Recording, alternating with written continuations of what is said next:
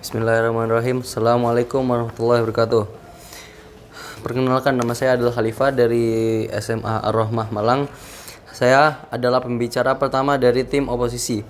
Untuk mosi pada hari ini adalah Dewan ini menyesalkan narasi Galactic Zoo dan segera menghentikan semua proyek penelitian terkait alien. Sebelum saya menuju kepada argumen-argumen saya ingin menyanggah beberapa poin yang dibicarakan oleh pembicara pertama dari sisi pemerintah. Pembicara pertama dari sisi pemerintah tadi mengatakan kemungkinan bahwa tidak ada makhluk lain di alam semesta ini kecuali manusia. Apakah itu sebuah pernyataan yang valid? Sekarang saja beberapa peneliti terhebat di dunia, bukan di negara-negara tertentu, tapi peneliti terhebat di dunia. Mereka sedang meneliti tentang hal-hal ini. Dan Anda tadi mengatakan pernyataan itu dengan seenaknya tanpa sumber yang jelas dan tanpa dari pernyataan dari seorang peneliti. Dan untuk poin kedua, untuk pengelolaan uang pajak.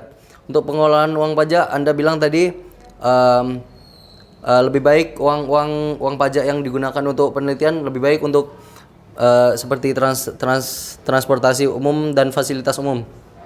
Menurut saya pengelolaan uang pajak itu ada bagian-bagiannya. Ada yang buat fasilitas umum dan untuk kepentingan negara, untuk beberapa penelitian, termasuk penelitian Galactic Zoo dan tentang alien ini. Mungkin itu saja dan saya akan menyampaikan argumen saya. Untuk argumen pertama, kita dapat mengapa Dewan ini tidak patut menyesalkan narasi Galactic Zoo dan untuk melanjutkan semua proyek penelitian terkait alien. Untuk pertama adalah kita dapat memperluas pengetahuan. Tidak semua uang pajak harus digunakan apabila kita telah mengetahui bahwa memang ada kehidupan alien di luar sana, kita dapat mempersiapkan kemungkinan terbaik dan kemungkinan terburuk.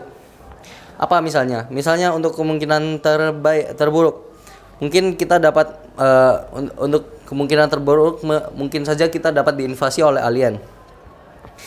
Dan dengan informasi tersebut kita dapat melatih tentara-tentara untuk istilahnya melawan alien.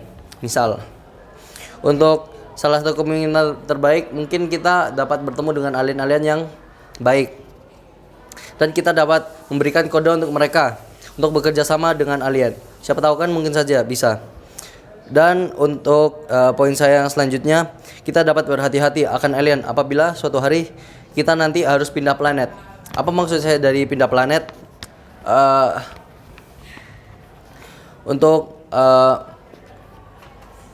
umur bumi ini sudah berjuta-juta tahun, maka kita tidak tahu kapan bumi ini lagi akan mengalami penurunan dalam sumber daya.